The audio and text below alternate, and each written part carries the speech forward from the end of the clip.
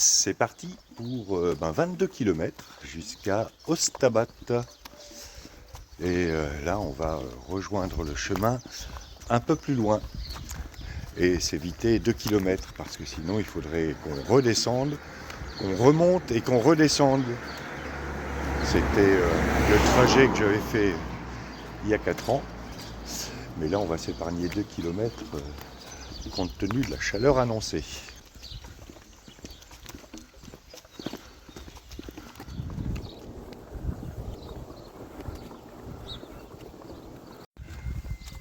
Alors le chemin qu'on suit là, c'est l'ancien GR qui a été dévié il y a quelques années parce qu'il y avait cette portion de route.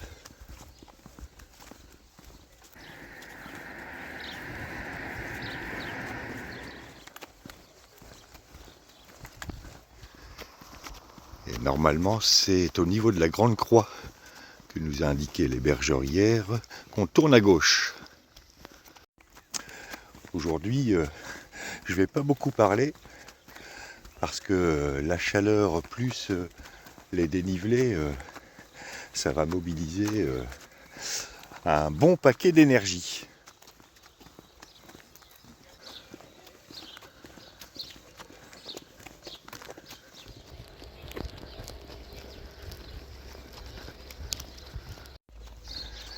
Et le pic le plus élevé là-bas, c'est bien le Picani. Picani qui culmine à un peu plus de 2500 mètres. Bon, vous voulez pas nous prendre en stop? On a réussi à partir tôt aujourd'hui, à 7h15 à peu près. Et ça c'est bien.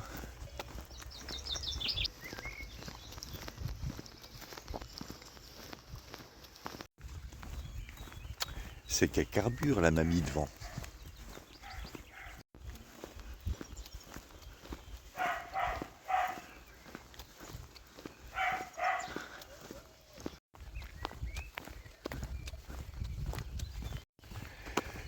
Hier, on a été reçus au gîte communal d'Arroux par François et Mélanie, qui étaient vraiment super sympas, enfin qui sont super sympas. Et on a eu de bonnes discussions et puis plein de renseignements sur le coin, notamment sur le fait que cette étape est l'une des étapes qui est classée au patrimoine mondial de l'UNESCO de la Voie du Puy.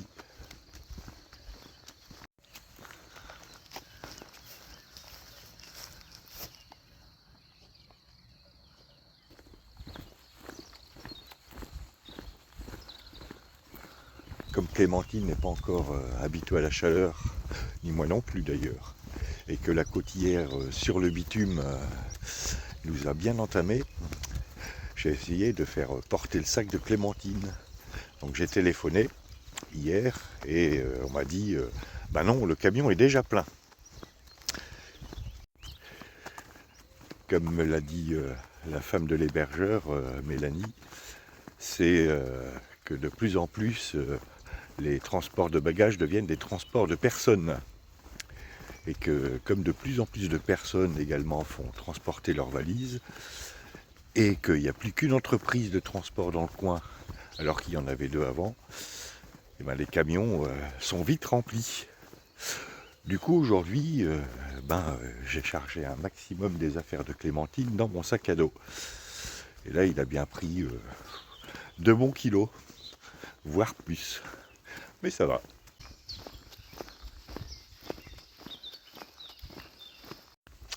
Alors aujourd'hui ça va monter et descendre, enfin surtout monter, en particulier à la fin de l'étape, juste avant Ostabat.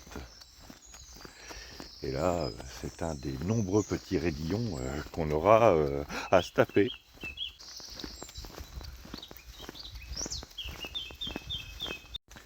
Ça paraît tout gentil sur l'image, mais en fait, c'est beaucoup plus raide qu'il n'y paraît.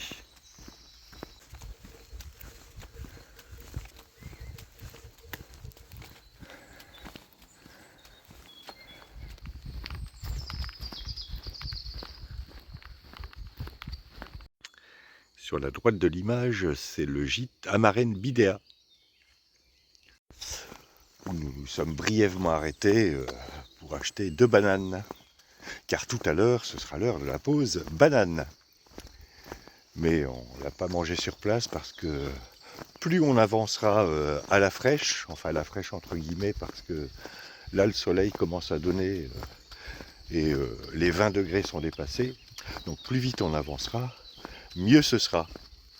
De façon à aborder la grosse côte avant Ostabat quand il fera pas trop chaud. Enfin, quand il fera pas trop chaud. Quand il fera moins de 30 degrés. Et devant, je crois que c'est une Belge qu'on a déjà croisée.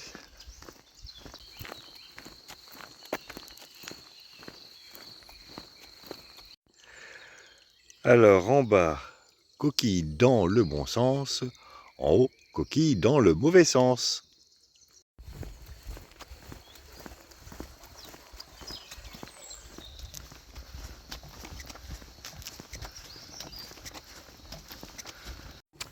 On vient de passer Olaïbi. Olaïbi qui en basque signifierait le gué des cabanes. Voilà, c'était la minute toponymie de cette étape.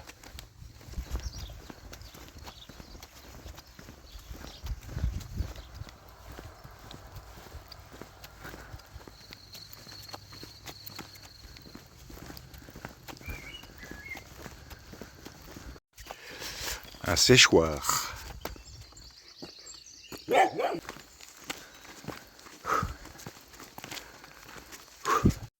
Bon, on a quitté le goudron, mais ça grimpe toujours. Donc ça va, c'est pas trop pentu.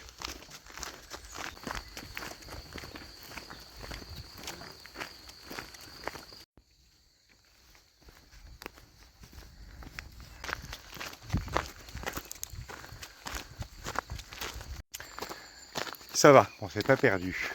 Mais mettez-moi ces coquilles dans le bon sens, nom de Zeus.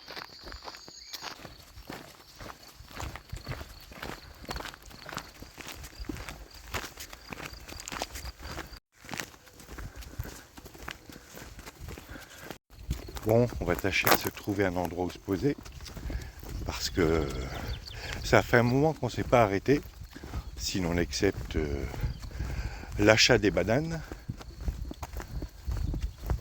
Et donc, je pense du côté de l'embranchement entre le GR65 et puis la déviation vers Saint-Palais. Et là, super vue.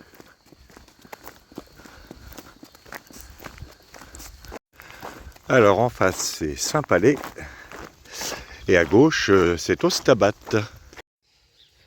Et du coup, on va faire une pause banane.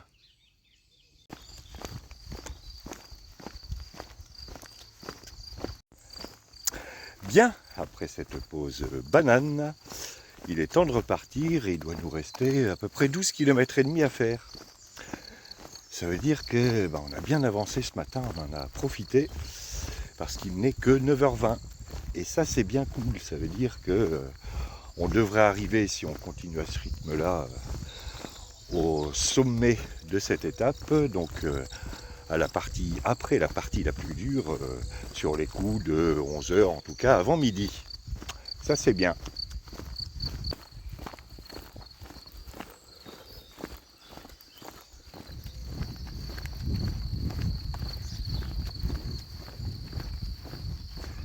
Et là ils ont un Montadou. Comme en Auvergne, mais je ne sais pas comment ça se dit en basque. Comme nous sommes au Pays Basque, je vais vous parler du basque. Le basque, en tant que langue, est ce qu'on appelle un isolat. Qu'est-ce que c'est qu'un isolat? Eh bien, c'est une langue qu'on ne peut pas relier à d'autres langues. Par exemple, le français, l'italien, l'espagnol, le portugais, le roumain, ce sont des langues romanes qui dérivent toutes du romain.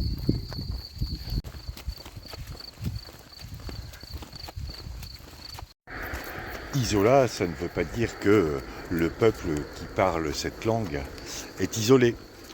Les Basques ont toujours entretenu des relations avec les peuples celtes et plus tard les Francs. notamment avec Roland. On peut même dire que les contacts étaient plutôt virils. Car je vous rappelle que Roland n'a pas été tué par les Sarrasins. Cette légende est venue quelques siècles plus tard pour, entre autres, motiver les chrétiens à partir en croisade. Mais Roland a plutôt été attaqué par les Vascons. Le basque est une langue de type ergatif et agglutinante. Bah ouais, tout le monde sait ça.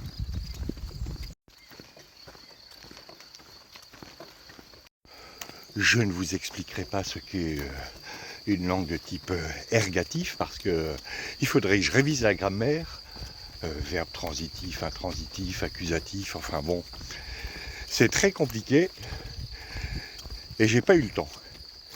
Par contre, c'est plus facile d'expliquer ce qu'est une langue agglutinante, mais après la côte.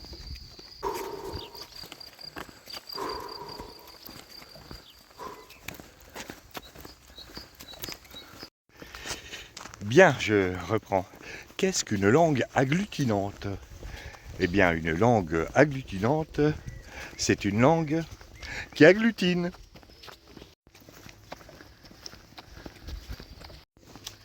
Ah bah, tu t'es pas trop foulé là-dessus. Mais qu'agglutine-t-elle, cette langue? Eh bien, cette langue agglutine des morphèmes.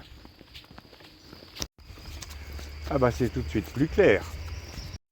Morphème, c'est un papillon? Que nenni! Un morphème en linguistique, c'est le plus petit élément porteur d'un trait grammatical particulier.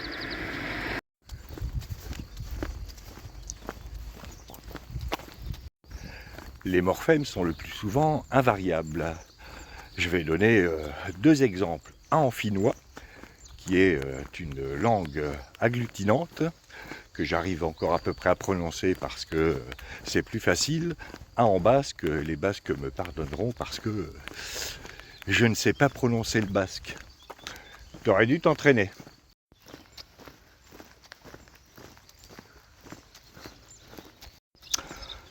En finnois, par exemple, la forme taloisani dans mes maisons se décompose en talo, maison, la suite après la débroussailleuse. Bien, je reprends avec mon finnois, taloisani. Donc, talo, maison, i, marque du pluriel, taloi, maison au pluriel, sa, 2 sa, dans, donc taloïsa, maison au pluriel, dans, et ni, marque d'un possesseur de première personne au singulier. Et c'est bien dans mes maisons et pas dans ma maison, parce que le i vient après talo, taloi, dans ma maison au pluriel à moi.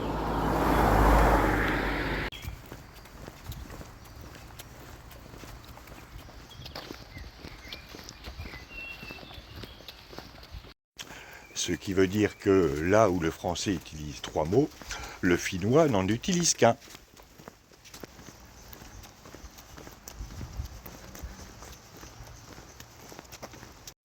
Passons maintenant au basque avec la forme etxetan. Désolé pour la prononciation, s'il y a des locuteurs basques parmi vous, qu'il ou elle me corrige. Donc etxetan dans les maisons. Cette forme se décompose en etxe, j'ai du mal, maison, etan, dans les. Si je peux te conseiller d'écouter du basque ce soir, bon d'accord.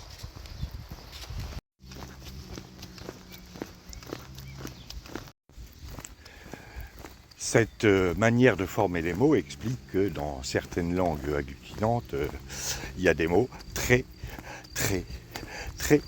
très long. Bon, on arrive au point le plus bas de l'étape. Ce qui veut dire que maintenant, ça va grimper. Et ça va même bien grimper. Donc je vous retrouve plus haut parce que là, on aborde la partie la plus physique de l'étape. Et là, Clémentine est partie motivée.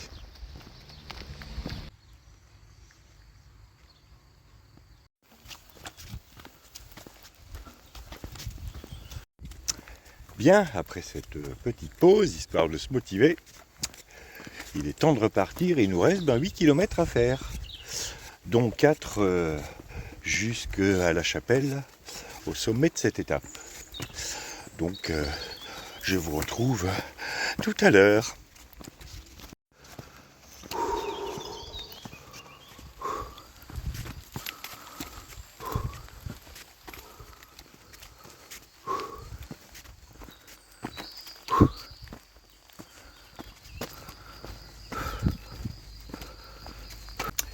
Ce qui est bien, c'est que là, on était à l'ombre dans cette première partie de montée.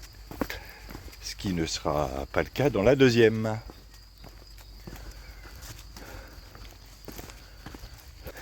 Et on va bientôt arriver à la stèle de Gibraltar. Je regarde s'il y a des cailloux. La stèle de Gibraltar, qui n'est pas à Gibraltar, vous vous en doutez, mais qui indique le point de jonction de 3 principaux chemins français. La voie de Tours et la voie de Vézelay, qui se rejoignent d'abord à Saint-Palais, puis leur tronçon commun se rejoint avec la voie du Puy à la stèle Précité.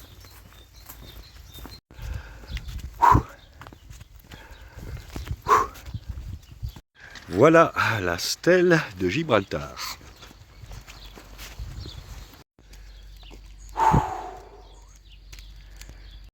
Voilà, et maintenant on va monter en face. C'est le morceau de bravoure de cette étape.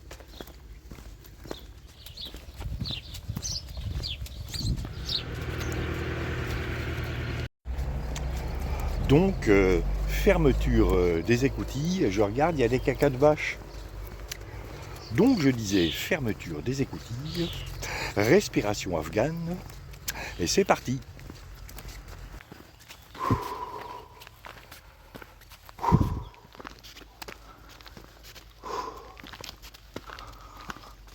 Ah ouais, c'est parti, allez, on y va, on y va. Non, il n'y a pas de côte. Un petit peu quand même.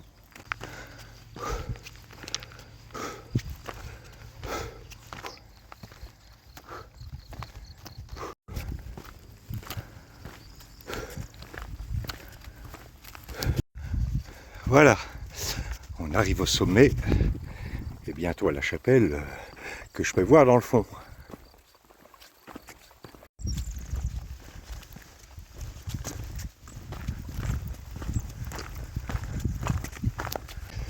Là on est verni parce que la vue est superbe avec ce temps dégagé.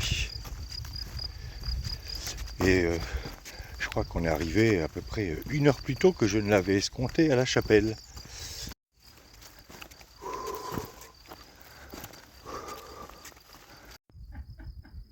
C'est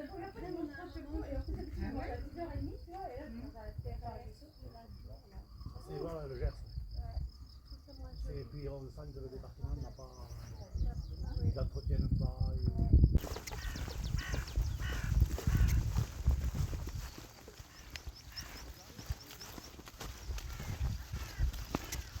Bien, après cette pause, pas pique-nique, ni second petit déjeuner, mais pommes, pain d'épices maison, il est temps de repartir et il nous reste 5 km à faire, principalement en descente, et puis ça remontera un petit peu jusqu'à Ostabat.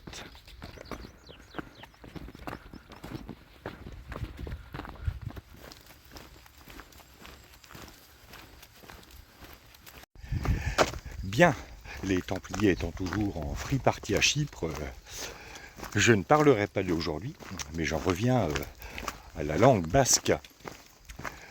D'où vient la langue basque? Quand est-elle apparue? Eh bien, le débat fait toujours rage chez les linguistes. Enfin, rage, n'exagérons rien. Il y a toujours un débat chez les linguistes pour savoir si le basque est apparu avant ou après l'arrivée des langues indo-européennes dans la zone linguistique du basque. Par contre, il y a un consensus pour dire que le basque était là avant l'arrivée des langues celtiques dans la zone linguistique basque. Là, je ne sais pas si tu as été très clair.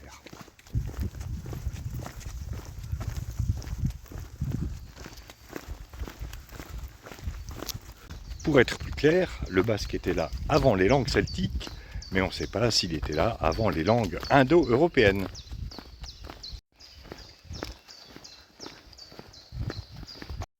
La descente fait presque plus mal aux cuisses que la montée. Le basque comporte un grand nombre de dialectes, mais l'Académie de la langue basque, c'était une branche. Donc, disais-je, le basque comporte un grand nombre de dialectes, mais l'Académie de la langue basque située à Bilbao a mis en place un basque unifié.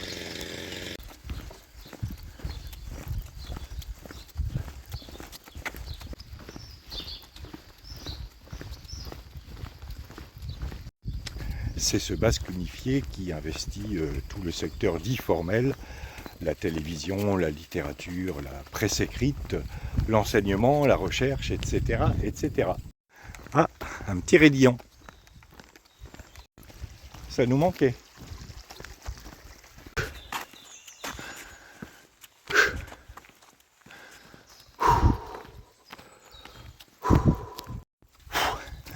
Eh ben, j'ai trouvé celle-là plus dure que la côte de la Chapelle, et pourtant elle est moins longue.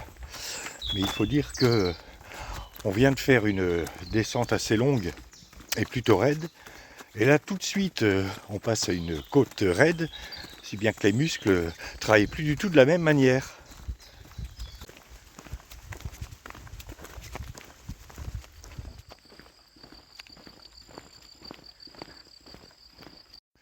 Combien de personnes parlent le basque? Eh bien, plus de 700 000. Et presque 2 fois plus si on compte les gens qui ne parlent pas le basque, mais qui le comprennent.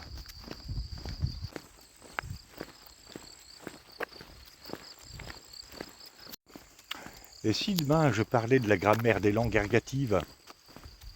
Parce que j'ai jeté un œil et je l'ai vite repris. Parce que c'est un poil compliqué.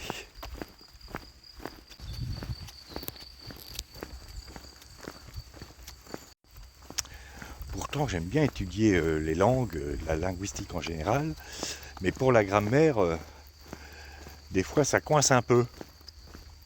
En fait, il me faut des exemples. Et il me faudrait quelqu'un de la langue qui puisse m'expliquer de vive voix. Donc voilà, il faudrait que je mette la main sur un basque. Pour les langues turciques, je regardais il y a quelques jours, il faudrait que j'ai quelqu'un de langue turque ou kazakh ou ouzbek. En fait, il faudrait que je m'achète des esclaves.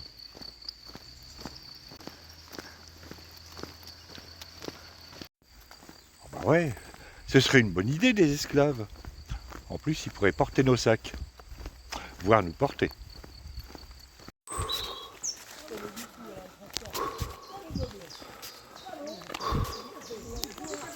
Gîte à Iréona, près de l'église.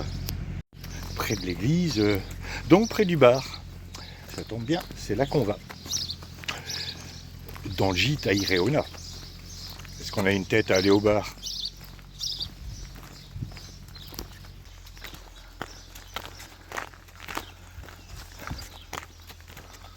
Voilà, et j'aperçois là-bas Ostabat.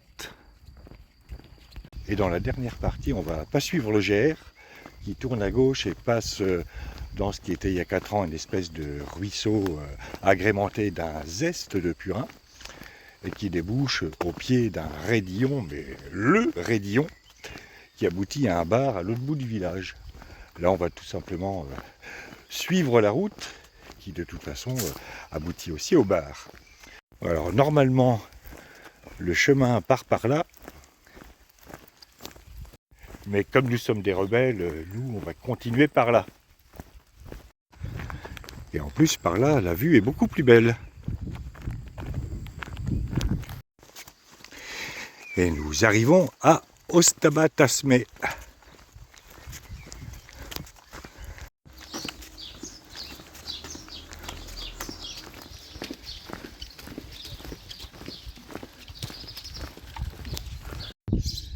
Bien, nous nous sommes installés dans le gîte. Donc, fin de cette étape de 21 et quelques kilomètres. Demain, c'est Saint-Jean-Pied-de-Port, à peu près 22 kilomètres. À demain pour de nouvelles aventures.